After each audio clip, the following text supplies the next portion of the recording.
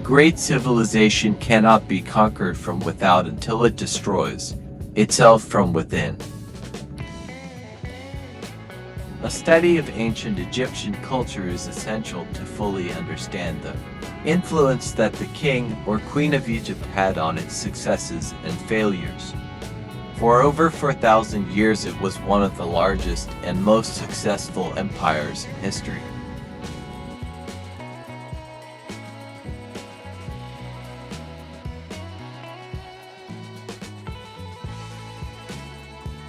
Ancient Egypt was an oasis in the desert of northeastern Africa that stretched from today's Aswan to the fertile plains of the Nile Valley. The civilization that developed in this region arose when drought forced Bedouin hunter-gatherers to the floodplains of the Nile.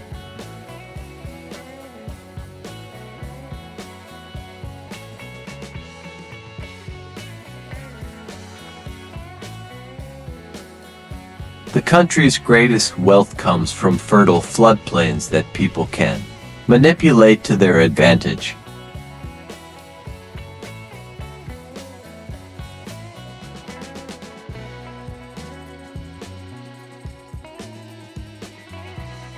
Predictable flooding and controlled irrigation in the valleys produced more crops and pasture for grazing.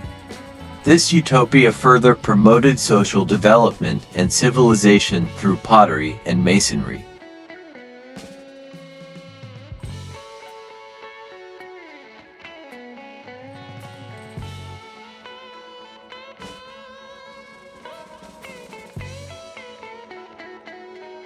Ancient Egypt was a highly advanced civilization from 3150 BC to 30 BC and was at the forefront of mathematics and science. They developed an independent writing system and undertook highly versatile construction projects such as the Great Pyramids. His farming skills are timeless along with his knowledge of minerals and mining.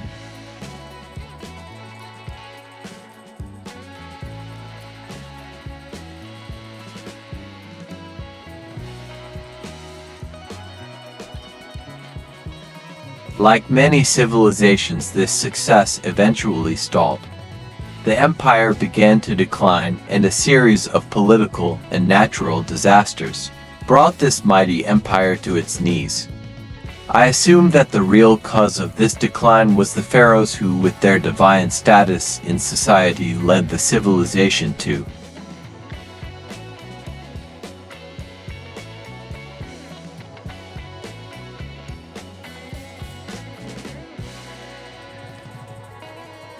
The title of Pharaoh actually originates from Greek and its use in the Old Testament. It is derived from the Egyptian Pharaoh, meaning big house, a word for palace first used as a sign of kingship around 1450 BC. It came into common use centuries later. The common term for a king in ancient Egypt at th.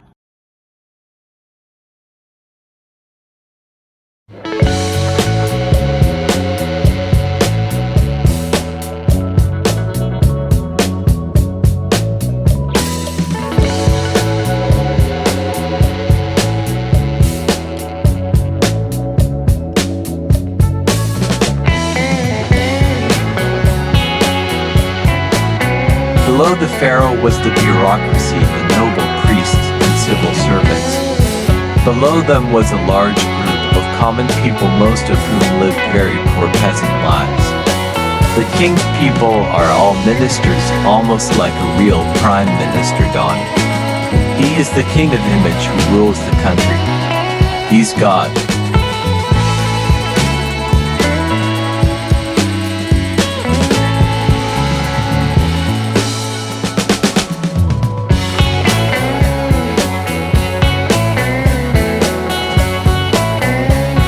The power the pharaoh wielded in ancient Egypt and the wealth he controlled seemed unbelievable. Great pyramids, treasuries, and magnificent temples are all paragons of power. Many modern governments have resources they cannot match and are doing so at a time when much of the ancient world is struggling.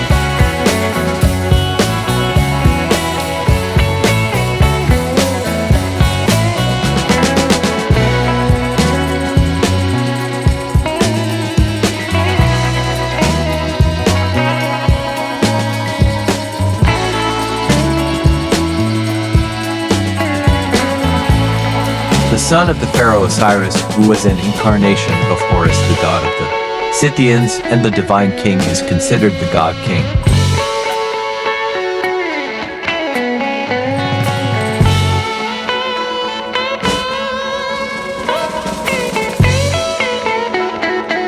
As we have seen in many primitive civilizations, religious ceremonies were essential to the unification and longevity of empires.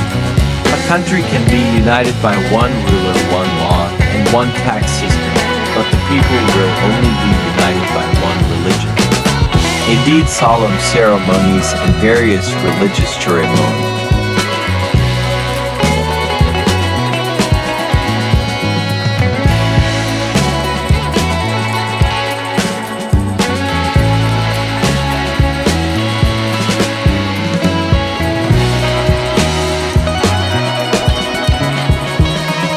Another aspect of the pharaoh's divinity was his ascension to heaven after his death. The Egyptians traditionally buried their dead with great care and provided the graves with what was necessary for a happy afterlife. The bodies of pharaohs and some of the nobles preserved during the embalming process.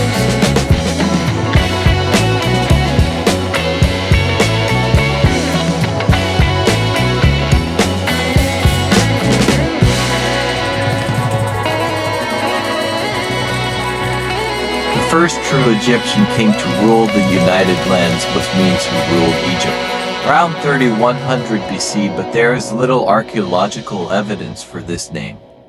Most scholars today believe that he was a king named Narmer or two individuals better tested in the archaeological record.